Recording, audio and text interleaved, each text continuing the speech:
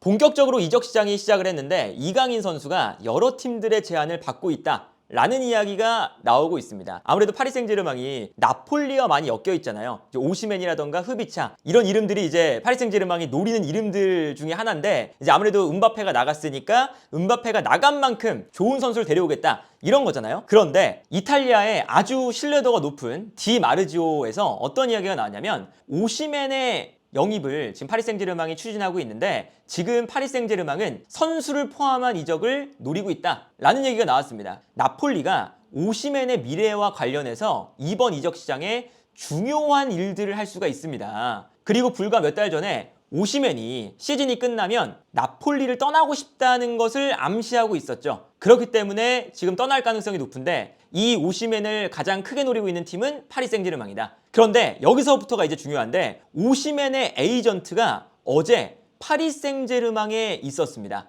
그렇다는 건 당연히 파리 생제르맹의 관련자들과 오시멘의 에이전트가 만났다는 것을 의미하는데, 여기서 중요한 건 뭐냐? 파리 생제르맹이 오시멘을 영입하기 위해서 3명의 선수를 포함하는 것을 제안을 하려고 합니다. 지금 현재 솔레르, 그리고 무키엘레, 그리고 여기에 더해서 이강인을 포함시키는 것을 고려하고 있다. 그래서 이강인 선수가 지금 오시멘의 지금 나폴리에서 파리 생제르맹으로 이적하는 이 과정에서 선수 트레이드 형식으로 포함될 가능성이 존재한다라는 건데, 이건 아무래도 아직까지는 뭐 확실한 사실은 아니지만 이강인 선수의 입지가 지난 시즌에도 확고한 주전까지는 아니었잖아요. 시즌 초반에는 확고한 주전 자리를 확보를 하다가 아시안컵을 다녀온 다음에 사실은 주전 자리에서 조금은 밀려났었죠. 미드필더 라인에 이제 에메리가 있었고 비티냐가 있었고, 그리고 여기에 대해서 파비안 루이스라던가 상황에 따라서는 아센시오까지 미드필더에 나오면서 미드필더 경쟁에서 다소간 밀리는 모습이 나왔었거든요. 그러다 보니까 챔피언스리그 마지막에 토너먼트 중요한 경기에서 이강인 선수가 선발로 예상이 되었는데 선발이 되지 못하는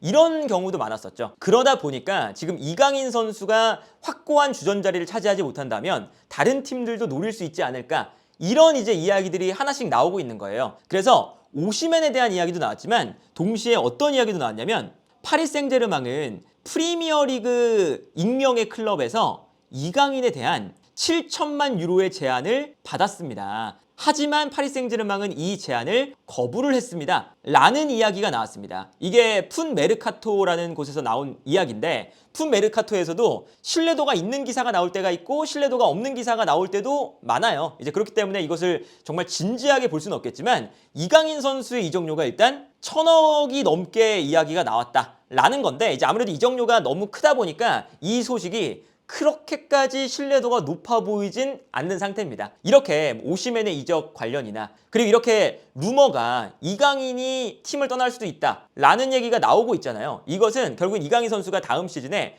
주전 경쟁에서 과연 승리를 할 수 있을까, 이것과도 연결이 될 수밖에 없는 거죠. 지난 시즌에 이강인 선수가 미드필더 라인에서 어떤 위치에서 뛰었냐? 에메리가 있었고요, 오른쪽에. 그리고 수비형 미드필더 자리에 처음에는 우가르테가 나왔었죠. 근데 우가르테가 워낙에 볼을 좀 못 다루다 보니까 비티냐를 수비형 미드필더로 내리고 파비안 루이스를 왼쪽 미드필더로 기용을 하자, 이게 지난 시즌 마지막에 엔리케 감독의 주전 미드필더 라인이었습니다. 그리고 이강인 선수가 여기서 파비안 루이스와 경쟁을 하다가 마지막에는 파비안 루이스가 주전으로 많이 나왔었죠. 근데 이강인 선수가 지난 시즌에는 이 자리에도 나왔지만 사실 에메리가 있는 오른쪽 중앙 미드필더로도 나왔고 오른쪽 측면 공격수로도 나왔어요. 그리고 바르콜라가 지금 있는 왼쪽 측면 공격수로도 나왔었죠. 이 자리를 모두 소화할 수가 있었는데, 이강인 선수가 시즌 초반에는 오른쪽 측면 공격수 자리, 아무래도 덴벨레가 영입된 지 얼마 안 됐으니까 처음에는 오른쪽에서 나오다가 덴벨레가 들어서면서 이강인 선수가 미드필더로 내려왔고, 음바페가 없을 때는 이강인 선수가, 음바페도 시즌 초반에 없었죠. 왼쪽 측면 공격수로 나올 때도 있었고, 그리고 미드필더 라인에는 이제 에메리와 비티냐와 파비안 루이스와 경쟁을 했었고, 이제 수많은 경쟁을 이제 거치면서 뭔가 한 자리에 딱 자리를 잡았어야 되는데, 파리 생제르맹이 이 자리에 선수가 없을 때는 여기에 이강인,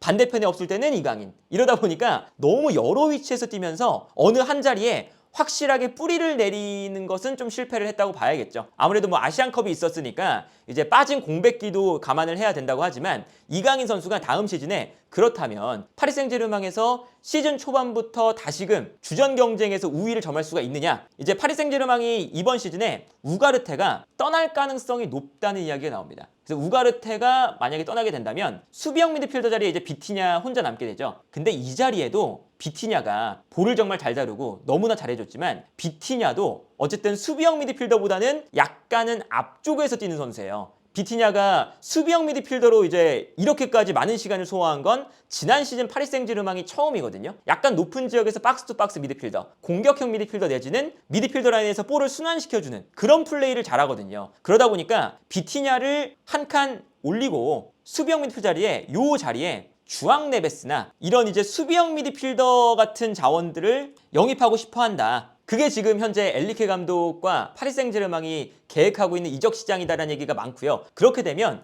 이제 어떤 문제가 있냐면 수비형 미드필더 자리에 한 명을 영입하잖아요. 이게 뭐 네베스가 되든 아니면 키미가 될 수도 있어요. 수비형 미드필더 자리에 영입을 하면 비티냐가 한 칸 올라가는 위치에서 싸우게 됩니다. 그러면 이강인 선수가 지금 현재 에메리 솔레르, 파비안 루이스, 이강인 여기에 더해서 비티냐까지 여기에 추가가 되는 거죠. 물론 이제 솔레르는 이제 많이 주전 멤버에서 밀려났기 때문에 솔레르도 지금 이적 루머가 많아서 주전급 자원들만 정리해봐도 에메리, 파비안 루이스, 비티냐 그리고 영입되는 수비형 미드필더 한 명 플러스 이강인까지 있어요. 그러다 보니까 이강인 선수가 다음 시즌에도 파비안 루이스도 지금 유로에서 너무나 잘하고 돌아왔죠. 그리고 파비안 루이스도 이제 지난 시즌에 초반에는 수비적인 역할을 맡다가 파비안 루이스가 나폴리에서도 처음엔 수비형 미드필더였다가 나중에는 박스 투 박스 미드필더가 되면서 파비안 루이스가 굉장히 잘하고 그래서 파리 생제르맹으로 넘어왔거든요. 그러다 보니까 지난 시즌도 파비안 루이스가 수비적인 역할을 맡다가 나중에는 엔리케 감독이 조금은 올렸으니까 파비안 루이스가 굉장히 좋은 활약을 펼치면서 이제 이강인 선수와의 주전 경쟁에서 마지막에는 좀 이기는 모습이 나왔었어요. 그러다 보니까 파비안 루이스와 에메리는 또 프랑스에서 아예 밀어주는 유망주다 보니까 에메리도 한 자리가 확고하고 비티냐가 그러면 빠질 것이냐? 비티냐도 사실은 지난 시즌에 미드필더 라인에서 가장 잘한 선수죠. 에이스 중에 한 명이잖아요. 비티냐를 뺄 수도 없고 그리고 오른쪽에 덴벨레 한 자리가 확고하고 왼쪽에 바르콜라인데 여기서도 이제 두에나 이런 이제 측면 공격수를 한 명 더 영입한다는 얘기는 있어요. 그러다 보니까 여기서도 이제 뭐 왼쪽에는 사실 이강인 선수가 전문으로 뛰는 선수는 아니니까 물론 마요르카에서는 그렇게 뛰었지만 마요르카에서 뛸 때는 가운데에 키가 큰 무리키가 있었죠. 그래서 이강인 선수가 볼을 받은 다음에 크로스를 올리고 무리키가 마무리하는 이게 됐었는데 파리 생제르맹은 또 그런 전술을 잘 쓰는 구단도 아니고 그리고 엔리케 감독은 크로스를 높게 올리는 형태를 좋아하는 감독도 아니고 그리고 박스 안에 있는 선수가 하무스와 무안인데 하무스와 무안이가 제공권의 압도적인 모습을 보여주는 선수들도 아니에요. 그러다 보니까 이강인 선수가 왼쪽 측면에서는 다음 시즌에 뭐 주전을 잡기는 좀 그렇고 오른쪽으로 넘어가면 덴벨레가 또 있고 그러니까 이러다 보니까 이강인 선수의 다음 시즌 주전 경쟁이 이제 지난 시즌 시작할 때보다는 조금 더 어려운 상태로 시작하는 것은 맞아 보인다. 근데 이제 어쨌든 이강인 선수가 나폴리로 갈 것이냐 그런 선택을 하기에는 이강인 선수가 아직은 일단 파리 생제르맹에서 더 경쟁해 볼 마음이 있을 수밖에 없고 그만큼 파리 생제르맹이 B클럽이니까요. 그리고 파리 생제르맹에서 나폴리로 가는 건 어쨌든 한 계단 내려가는 거니까 파리 생제르맹에서 이강인 선수가 조금 더 잘하거나 아니면 나폴리보다 더 유망한 클럽에 갈 수도 있겠죠. 그래서 어쨌든 나폴리로 갈 것 같지는 않지만 일단 이강인 선수라는 존재 자체가 지난 시즌에 엔리케 감독이 이강인 선수를 뭐 그렇다고 해서 아예 주전으로 제외를 했느냐? 그건 또 아니에요. 이강인 선수를 어떻게든 계속 이곳저곳에 써보면서 이강인 선수가 여러 위치에서 뛸 수 있으니까 엔리케 감독이 어떤 얘기도 했냐면 이강인을 이렇게 멀티플레이어로 만들어준 아기레 감독에게 고맙다. 이런 이야기를 할 정도로 이강인 선수가 지난 시즌 파리 생제르맹에서 기여한 바도 굉장히 큽니다. 그러니까 이강인 선수가 일단 엔리케 감독이 좋아하는 유형이기도 하고요. 다음 시즌 주전 경쟁을 해야겠지만 일단 주전 경쟁은 당장 이 파리 생제르맹이 프리시즌을 시작했을 때 어떻게 될지 모르겠지만 지난 시즌보단 어려워진 것이 사실이다. 하지만 또 이강인 선수가 가지고 있는 이 왼발 킥 이거는 또 되게 독보적이에요. 이강인만큼 지금 킥력이 좋은 선수가 파리 생제르맹에 없는 것도 사실이거든요. 그러다 보니까 이강인 선수의 이 창의적인